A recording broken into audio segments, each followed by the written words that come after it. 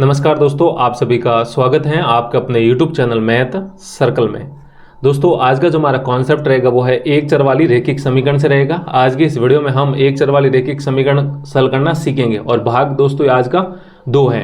यानी कि भाग 1 में मैंने आपको सिखाया था कि एक चर वाली रैखिक समीकरण क्या होता है और एक चर वाली रैखिक समीकरण से जुड़ी हुई बेसिक समीकरण है, यानी कि बहुत ही सरल लेवल की सबसे प्रारंभिक समीकरण है, उनको कैसे सरल किया जाता है।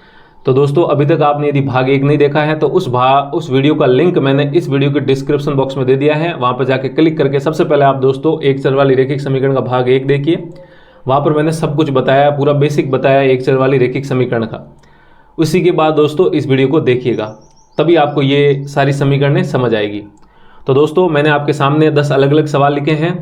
ये जो समीकरण है इससे पहले वाले वीडियो से में जो समीकरण है उनसे काफ़ी ऊपर लेवल की समीकरण है ये, यानी कि भाग 2 एडवांस लेवल की समीकरण है और आज इन्हीं को करना सीखेंगे। तो देखिए दोस्तों, मैंने पहला, दूसरा, तीसरा इस प्रकार मैंने आपके सामने 8 सवाल लिखे हैं जितने भी प्रकार की ये समीकरण हो सकती है। ठीक है, तो सबसे पहले हम दोस्तों पहला समीकरण करना सीखेंगे। तो यहाँ पर आप देख सकते हैं जो हमारा पहला समीकरण है वो क्या है। देखिए पहला समीकरण है वो हमारा 3x बराबर में दोस्तों 2x और प्लस में 18 है। ठीक है, अब इस समीकरण को सॉल्व करना है। मैंने आपको इससे पहले वाले वीडियो में बताया था कि किसी भी समीकरण को सॉल्व करने का मतलब उस समीकरण में जो विद्यमान चर हैं उनके मान निकालना है। तो दोस्तों यहाँ पर देखिए ये 2x है। अब यहाँ पर आपको दिख रहा है कि x चर है। अब यहाँ पर जो दोस्तों ये x अकेला चर नहीं है, ये 2x भी पूरा चर है। ठीक है, नहीं कहने का मतलब जैसे मान लीजिए 2x लिखा है, इस 2x का मतलब दोस्तों क्या हो जाएगा, 2 गुणा x हो जाएगा। ठीक है, ये 2 इसी के साथ जुड़ा हुआ अलग नहीं है, तो ये पूरा एक क्या है दोस्तों, चर है। और मैंने आपको बताया था कि समीकरणों को सॉल्व कैसे किया जाता है। आपको क्या करना है दोस्तों, चर को एक तरफ और अचर को एक तरफ करना है। ठीक है, नहीं चरों को बराबर के इस तरफ करे चाहे इस तरफ करे। और मैंने आपको बताया था चर को हमेशा आपको बाईं साइड में करना है और अचर को हमेशा आपको दाईं साइड में करना है। तो दोस्तों यहाँ पर आप देख सकते हैं ये बराबर हैं और ये पूरी समीकरण है और इस समीकरण का ये क्या है दोस्तों, बायां पक्ष है। क्या है, बायां पक्ष। और ये दोस्तों क्या है, दायां पक्ष है। ठीक है, तो हम क्या करेंगे, पक्षांतरण करेंगे। और यहाँ पर देखिए इस हिस्से में यानी कि बाएं पक्ष में आपको चर रखने हैं और दाएं पक्ष में आपको अचर रखने हैं। तो यहाँ पर ये चर हैं तो इसको हम पक्षांतरण करके इधर भेजेंगे। ठीक है, तो दोस्तों देखिए ये 3x तो पहले से इधर विद्यमान है तो यहाँ पर 3x से लिखेंगे। अब 2x के आगे कोई चिन्ह नहीं है, मतलब क्या है दोस्तों, +2 है। और जब +2x का पक्षांतरण करेंगे तो चिन्ह बदल जाएगा। मैंने आपको कहा था कि प्लस का चिन्ह है वो माइनस में हो जाता है, माइनस का चिन्ह है वो दोस्तों प्लस में हो जाता है। और गुणा में कोई संख्या होती है, पक्षांतरण करने पर वो भाग में चली जाती है, और अगर भाग में है तो वो पक्षांतरण करने में दोस्तों गुणा में हो जाती है। ये मैंने आपको पहले वाले वीडियो में सिखाया हुआ है। तो यहाँ से +2x है, उधर जाएगा तो दोस्तों क्या हो जाएगा, -2x। प्लस का चिन्ह माइनस में बदल जाता है और बराबर का बराबर। और दाएं पक्ष में दोस्तों क्या बचेगा, 18। तो यहाँ पर लिखेंगे 18 का 18। ठीक है, अब दोस्तों 3x - 2x ये क्या है, चरों का जोड़ घटाव, चरों का जोड़ घटाव है। तो यहाँ पर आप देख सकते हैं ये x और ये x समान है, तो 3x और ये कितने 2x है और बीच में दोस्तों माइनस है। तो 3x - 2x कितना हो जाएगा दोस्तों, x हो जाएगा। ठीक है, अरे भाई x को आप लड्डू मान लीजिए, तो 3 लड्डू - 2 लड्डू, तो 3 में से 2 गए, कितना बचा, 1। इसके आगे 1 लिखा हुआ है, ये यही है। x लिखो चाहे दोस्तों 1x लिखो, एक ही बात है। ठीक है, नहीं x और 1x एक ही बात है, इसका गुणा कभी भी एक ही है। तो इधर क्या बचेगा, x और बराबर में दोस्तों क्या है, 18 का 18 है। ठीक है, तो यहाँ पर आप देख सकते हैं x का मान हमें कितना प्राप्त हुआ, 18 हुआ। और यही दोस्तों हमारा क्या है, आंसर है। इस समीकरण को सॉल्व करने का मतलब क्या था, x का मान निकालना। तो यही x का मान है 18। अब आप ये सही है या गलत है इसको क्रॉस चेक करने के लिए मैंने आपको क्या बताया था, जो भी मान आता है वो मान आप जो प्रारंभिक समीकरण दी गई है उसमें रख दीजिए। यानी कि x का मान 18 इस समीकरण में रख के चेक करिएगा आप। ये जो जांच करना है, क्रॉस चेक करना, ये आपका ही होमवर्क है, सत्यता की जांच करनी है। ठीक है, कि भाई हमारा ये आंसर सही है या गलत है। ठीक है, तो इस प्रकार दोस्तों सॉल्व करना है। अब यहाँ पर आपको समस्या आई होगी कि ये जोड़ घटाव कैसे किया जाए। दोस्तों मैंने चरों का जोड़ घटाव, ये बीजीय व्यंजक होते हैं, बीजीय व्यंजक यानी कि चरों का जोड़ घटाव भी मैंने आपको सिखाया हुआ है। यदि आपने अभी तक वो वीडियो नहीं देखा है तो उस वीडियो का भी लिंक मैंने इस वीडियो के डिस्क्रिप्शन बॉक्स में दे दिया है। आप वहाँ पर जाके क्लिक करके सीख सकते हैं कि चरों का जोड़ घटाव कैसे किया जाता है। ठीक है, तो दोस्तों ऐसे समीकरणों को हमें ऐसे सरल करना है। इसमें सिर्फ एक ही पर्पज है, आपको क्या करना है, चरों को एक तरफ और अचर को एक तरफ, और चरों को हमेशा आपको किस तरफ करना है, बाएं पक्ष में। अब जरूरी नहीं है कि बाएं, आप दाएं में भी कर सकते हैं, लेकिन हमारी आदत क्या है बाएं पक्ष में रखने की, तो हम क्या करेंगे बाएं पक्ष में ही रखेंगे और अचर को दाएं पक्ष में रखेंगे। ठीक है, तो इस प्रकार इस समीकरण को हल करना है। आइए दोस्तों एक अगला सवाल देखते हैं हमारा। देखिए यहाँ पर जो अगला सवाल है वो क्या है दोस्तों, 5t-3 बराबर में 3t-5 है। ठीक है, तो मैं यहाँ पर दूसरा सवाल लिख देता हूँ दूसरा, और हमारा सवाल है 5t-3 बराबर में दोस्तों है 3t-5। ठीक है, तो ये हमारा दोस्तों अब दूसरा सवाल है। ठीक है, अब इसको हमें सॉल्व करना है। तो इसको सॉल्व करने के लिए दोस्तों मैंने आपको बताया कि इस चर इस तरफ और अचर इस तरफ। अब सबसे पहले हमको ये पहचान करनी है कि चर कौन कौन है। देखिए दोस्तों ये 5t अपने आप में यहाँ पर चर जुड़ा हुआ है, तो ये 5t चर है, और ये 3t भी क्या है दोस्तों, चर है, लेकिन ये बराबर के उधर है। तो हम क्या करेंगे, बराबर के इधर लेके आएंगे, यानी कि बाएं पक्ष में आपको चर रखेंगे। अब दोस्तों दाएं पक्ष में ये -5 क्या है, अचर है, ये 5 नहीं है, -5 है, इसके आगे लिखा हुआ है माइनस, तो ये माइनस का है। अब दोस्तों ये -3 भी क्या अचर है, लेकिन ये इस पक्ष में बाएं पक्ष में, तो इसको हमें दाएं पक्ष में भेजना है, और ये जो चर है इसको हमें बाएं पक्ष में लाना है। तो देखिए दोस्तों इसके आगे कुछ नहीं है, तो दोस्तों प्लस का चिन्ह है। ठीक है नहीं, तो यहाँ पर देखिए 5t, अब ये प्लस का 3t है, जब पक्षांतरण होगा यानी कि ये दाएं पक्ष से बाएं पक्ष में आएगा तो ये माइनस का t हो जाएगा, चिन्ह बदल जाएगा दोस्तों, माइनस का t बराबर में। अब उधर पहले से ही कौन है दोस्तों, -5 है, तो इसको -5 लिखेंगे। अब ये -3 इधर बाएं पक्ष में था, इसका पक्षांतरण हमने दाएं पक्ष में कर लिया, तो ये -3 इधर आएगा तो किस में बदल जाएगा दोस्तों, +3, चिन्ह बदल जाएगा। अब इसको घटा देते हैं। देखिए 5t-3t, तो 5t में से 3t जाएंगे तो दोस्तों कितना बचेगा, 2t बराबर में -5 + 3। अब मैंने आपको ये जोड़ घटाव सिखाया हुआ है, उसका भी मैंने लिंक मैंने दे दिया है। ठीक है ना, ये भी मैंने सिखाया हुआ है, और यदि आपको नहीं आता है तो इसका भी जो वीडियो मैंने बनाया उस वीडियो का लिंक मैंने इस वीडियो के डिस्क्रिप्शन बॉक्स में दे दिया है, आप वो भी सीख सकते हैं। ठीक है, अब -5 + 3 कितना होगा, असमान चिन्ह घटेगा, 5 में से 3 गया 2, और चिन्ह उसका रहेगा जो बड़ा है, 5 और 3 में से बड़ा दोस्तों 5 है, 5 का चिन्ह माइनस है, तो यहाँ पर लिखेंगे माइनस। ठीक है, अब दोस्तों ये 2t का मान आया हमें, जबकि t का मान, इस समीकरण को सॉल्व करने का मतलब क्या है दोस्तों, t का मान निकालना है, जबकि ये 2t का मान आया। अब 2t का मतलब दोस्तों क्या हो जाएगा, 2 गुणा t होता है। ठीक है, अब इस 2 को भी अलग करना है, तो देखिए ये 2 इस t के साथ किस में है दोस्तों, गुणा में है। और अभी मैंने बताया जब पक्षांतरण करते हैं अगर कोई संख्या गुणा में है तो उसको इधर भेजते हैं तो किस में बदल जाएगी, भाग में। तो यहाँ पर देखिए ये इस 2t को आप ऐसे लिख सकते हैं, 2 गुणा t बराबर में -2 है। अब ये गुणा में 2 है, इस पक्ष में जाएगा तो दोस्तों भाग में, यानी कि -2 के भाग में कौन जाएगा, 2। अब दोस्तों आप इसको ऐसा भी लिख सकते थे, -2/2, ऐसा भी लिखे तो भी बात बराबर है। इसको सॉल्व करते देखिए, इसका चिन्ह कुछ नहीं है तो प्लस का भाग माइनस में माइनस, और 2 का भाग 2 में दोस्तों कितनी बार जाएगा, 1 बार। तो कहने का मतलब यहाँ से जो t का मान आया वो कितना आया, -1 आया, और यही हमारा क्या है दोस्तों, आंसर है। ठीक, तो इस समीकरण का जो हल हुआ यानी कि जो t का मान आया वो कितना आया, -1। अब क्रॉस चेक करने के लिए इसी -1 को आप इसमें रख दीजिए, और यदि ये दोनों पक्ष बराबर आते हैं तो हमारा ये आंसर सही है, और यही आपका होमवर्क है। ठीक है, तो इस समीकरण को भी ऐसे हल करना है। इसमें पहले वाले समीकरण में क्या था, एक की मतलब कि दोनों तरफ चर थे लेकिन अचर एक ही तरफ था। अब दूसरे समीकरण की वैरायटी क्या है, एक तरफ चर और अचर है और दूसरी तरफ भी चर और अचर है, तो दोनों का आपस में पक्षांतरण कर लिया, चर को इस तरफ अचर को इस तरफ। तो ये हो चुका है हमारा सवाल संख्या 2। अब देखिए अगला सवाल है हमारा दोस्तों सवाल संख्या 3।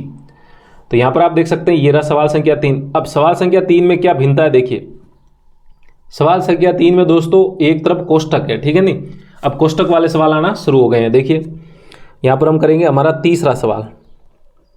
हमारा सवाल क्या है, 8x + 4 बराबर में दोस्तों 3 गुणा x - 1 है। ठीक है, ये हमारा दोस्तों सवाल है, तीसरा सवाल है।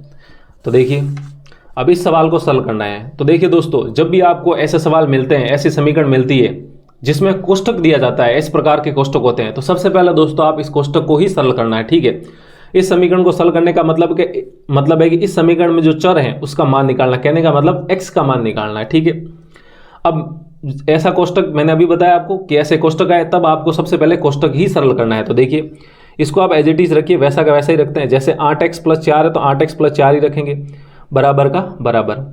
अब दोस्तों इस कोष्टक में ये 2 पद हैं, x - 1 ये 2 पद हैं, और बार कौन है, गुणा में 3 है। तो ये जो गुणा 3 है एक बार इसके साथ भी गुणा हो जाएगा और एक बार इसके साथ भी गुणा हो जाएगा। इस कोष्टक का मतलब यही होता है, बीच में दोस्तों कोई चिन्ह नहीं, मतलब गुणा है कोष्टक का मतलब। तो 3 को x से गुणा करेंगे तो 3 गुणा x लिखेंगे।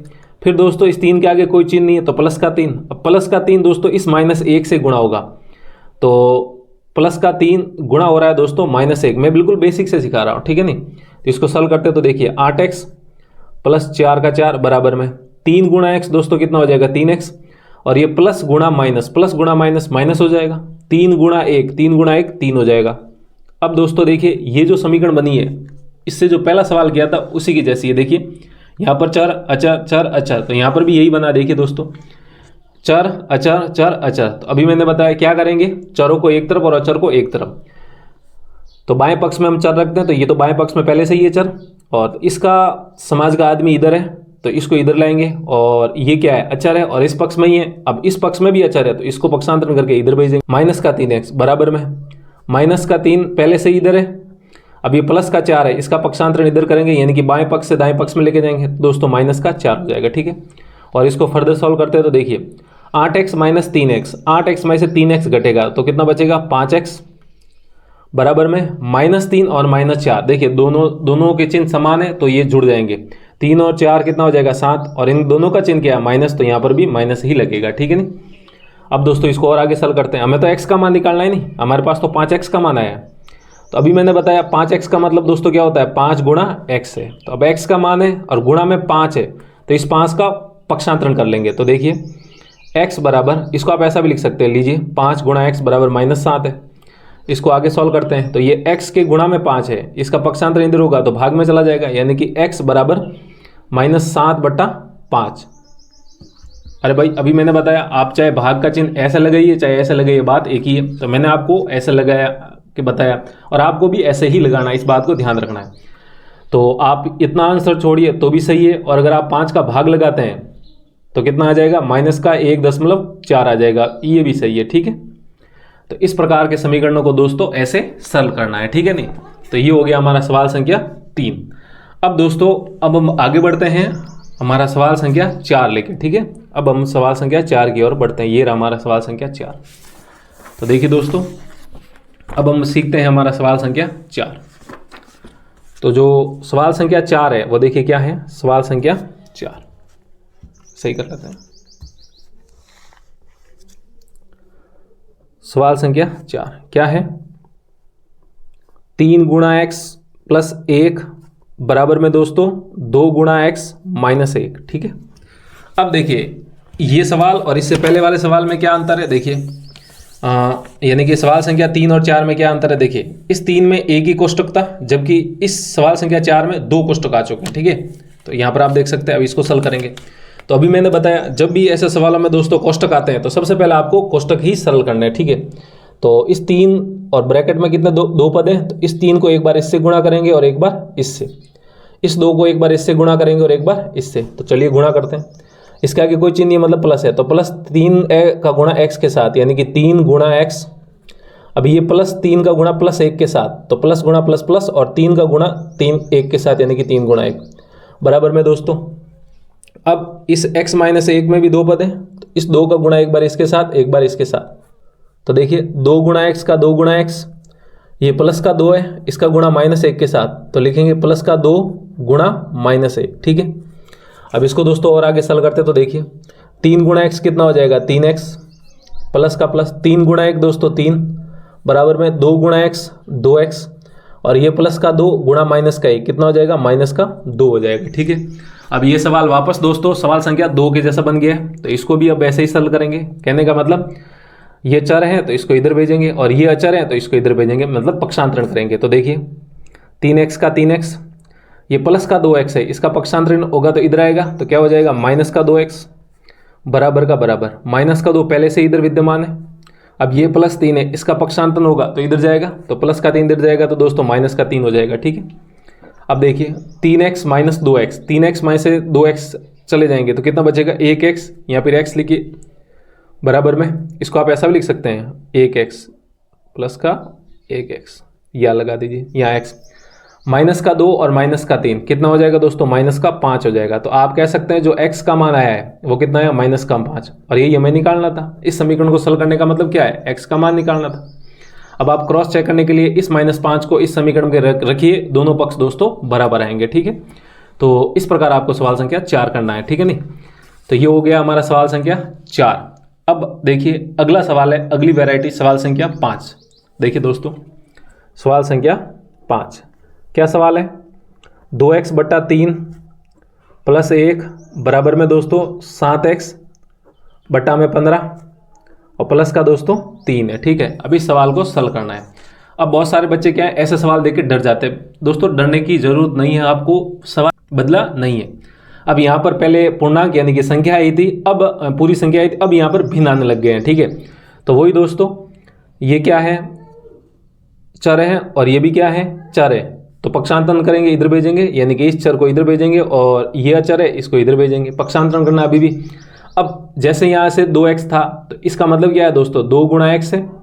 अब यहाँ पर क्या है, 7/15x है। आप इसको ऐसा लिखिए चाहे ऐसा लिखिए, बात बराबर है। तो इसका मतलब क्या हो जाएगा दोस्तों, 7/15 गुणा x हो जाएगा। बस यही अंतर है कि x के गुणांक में भिन्न आने लग गई है, कोई चिंता की बात नहीं है, वैसे ही सरल करेंगे।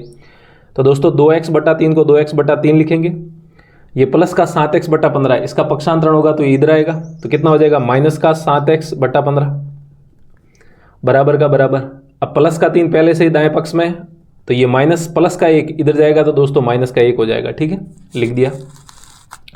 अब दोस्तों ये क्या बना है, भिन्नों का जोड़, यानी कि भिन्नों का घटाव बना है, तो हम भिन्नों का घटाव कर लेते हैं। देखिए 3 और 5 का एलसीएम कितना हो जाएगा दोस्तों, 15, तो लिखेंगे 15। 3 का भाग 15 में देंगे 5 बार, 5 को इस 2x से गुणा करेंगे, यानी कि 5 गुणा 2x। भिन्नों का मैंने आपको जोड़ घटाव भी सिखाया हुआ है, माइनस का माइनस।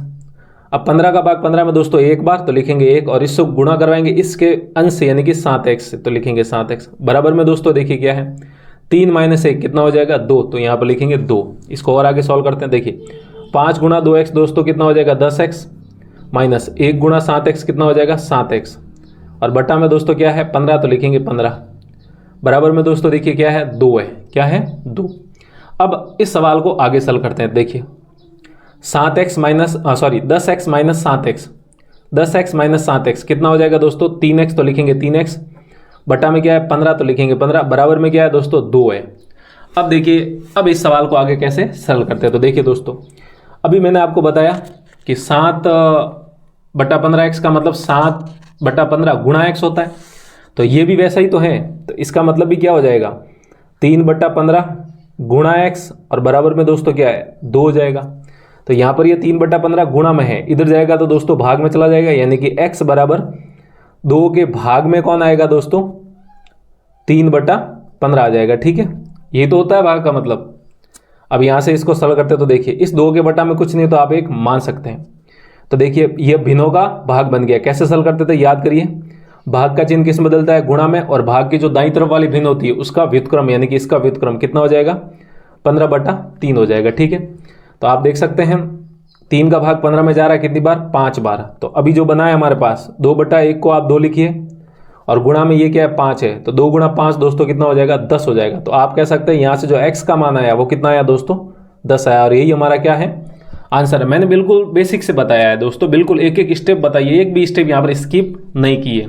जब आप दोस्तों ये समीकरण बहुत अच्छे तरीके से सीख जाएंगे, तो ये बहुत सारी स्टेप लिखने की आपको आवश्यकता नहीं है, आप सीधा ही यहाँ से लिख सकते हैं। ठीक है, तो इस प्रकार के सवालों को दोस्तों ऐसा सरल करना है, कोई अंतर नहीं है। आप देख सकते हैं सवाल ये रहा, 5वां सवाल, इसमें बस आपको भिन्न था तो भिन्नों का जोड़ घटाव का, इसलिए ये सवाल थोड़ा बड़ा चला गया। अंत में भाग भी आया भिन्न का, वो भी करना पड़ा। अब आपको भिन्नों का जोड़ घटाव गुणा भाग नहीं आता है, तो दोस्तों इस सवालों में आपको समस्या हो सकती है। तो इसके लिए आप सीख सकते हैं कि भिन्नों का जोड़ घटाव कैसे किया जाता है, मैंने वो भी सिखा रखा है। उस वीडियो का लिंक भी मैंने इस वीडियो के डिस्क्रिप्शन बॉक्स में दे दिया है। तो अब दोस्तों हमारा सवाल संख्या 5 भी हो गया है। देखते हैं हमारा सवाल संख्या 6। देखिए ये सवाल संख्या 5 हो गया, अब हमारा सवाल संख्या 6 करते हैं। देखिए ये रहा हमारा सवाल संख्या 6। तो आइए दोस्तों सवाल संख्या 6 करते हैं। बिल्कुल बेसिक से मैं आपको समीकरण दोस्तों सिखा रहा हूँ, ठीक है ना, सारी वैरायटी मैं कवर कर रहा हूँ, ठीक है, इस भाग 2 में। तो यहाँ पर लिखेंगे छठा सवाल हमारा। देखिए छठा सवाल क्या है, x बराबर में दोस्तों 4/5 गुणा x प्लस 10, ये है हमारा सवाल। अब इसको सॉल्व करना मतलब क्या है दोस्तों, x का मान निकालना वही है। तो देखिए कैसे सॉल्व करते हैं, ध्यान दीजिए। कोष्टक दिया हुआ और मैंने आपको बताया है कि कोष्टक पहले सरल करेंगे। तो देखिए ये गुणा है, तो x बराबर ये इसके साथ गुणा में है तो गुणा करेंगे, तो इस 4/5 का x के साथ गुणा होगा तो इसका गुणा एक बार इसके साथ होगा और एक बार इसके साथ। तो 4/5 का गुणा इसके साथ होगा तो कितना आ जाएगा, 4/5x। फिर ये प्लस है, आगे कोई चीज़ नहीं, मतलब प्लस गुणा प्लस दोस्तों प्लस। फिर 4/5 का हमें गुणा करवाना है दोस्तों 10 से, तो यहाँ पर लिखा गया 10। अब देखिए दोस्तों इसको सॉल्व करते हैं। अभी मैंने आपको बताया कि चरों को एक तरफ और अचर को एक तरफ करना है। तो ये चर हैं जो कि दाएं पक्ष में, इसको बाएं पक्ष में लाएंगे यानी कि पक्षांतरण करेंगे। तो देखिए x माइनस का 4/5 x बराबर ये सॉल्व हो रहा है। देखिए 5 का भाग इसमें कितना बार 2 बार जाएगा, और 4 गुणा 2 कितना हो जाएगा दोस्तों 8। तो यहाँ पर लिखेंगे प्लस का 8। ये तो चला गया नहीं इधर पक्षांतर, तो बचा सिर्फ ये, और इसको मैंने अभी सॉल्व कर दिया। ठीक है, अब आप देख सकते हैं दोस्तों ये इसके बट्टा में कुछ नहीं हो तो आप 1 मान लीजिए। अब ये क्या बन चुका है, अब देखिए आप कंफ्यूज हो रहे होंगे कि ये क्या लिख दिया। तो दोस्तों ये ऐसा लिखूं चाहे इसको ऐसा लिखूं, बात एक ही है। 4x/5 बराबर 8 ये लिखूं चाहे ये लिखूं, ये दोनों बात सेम ही है, आपको ध्यान रखना ये दोनों सेम ही है। आपको सवालों में ऐसा भी देखने को मिल सकता है, ऐसा भी देखने को मिल सकता है, उससे कोई फर्क नहीं पड़ता है। तो दोस्तों इसके बट्टा में कुछ नहीं तो आप 1 मान लीजिए। और भिन्नों का अभी क्या बन गया, ये गया भिन्न का घटा। तो भिन्न का घटा मैंने आपको करना सिखाया हुआ है, आप डायरेक्ट कर सकते हैं क्योंकि बट्टा में यहाँ पर 1 है। तो 5 को x से गुणा करिए तो कितना हो जाएगा 5x माइनस 4x घटा देंगे दोस्तों। और बट्टा में कितना है 5, तो बट्टा का 5 का 5 लिखेंगे। बराबर में कितना है दोस्तों 8, तो लिखेंगे बराबर 8। ठीक है, अब इसको आगे सॉल्व करते हैं। तो देखिए 5x माइनस 4x कितना बचेगा 1x। भाई 5 लड्डू में से 4 लड्डू गया तो 1 लड्डू यानी कि x, और बट्टा में दोस्तों क्या है 5, बराबर में क्या है 8। अब इसको सॉल्व करना है। तो देखिए भाग में दोस्तों यहाँ पर 5 है। अब देखिए पहली बार यहाँ पर भाग में 5 आया है, तो ये भाग में है, इधर जाएगा तो दोस्तों गुणा में हो जाएगा क्योंकि मैं x का मान x को अकेला करना है।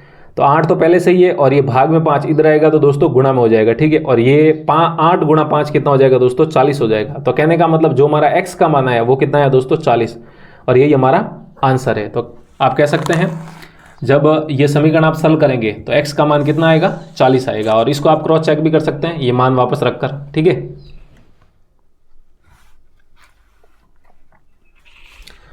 तो दोस्तों अब हमारा हो चुका है सवाल संख्या 6। देखिए हमने सवाल संख्या 6 भी कर लिया है, कोई बड़ी बात नहीं थी, बहुत ही आसान सवाल था।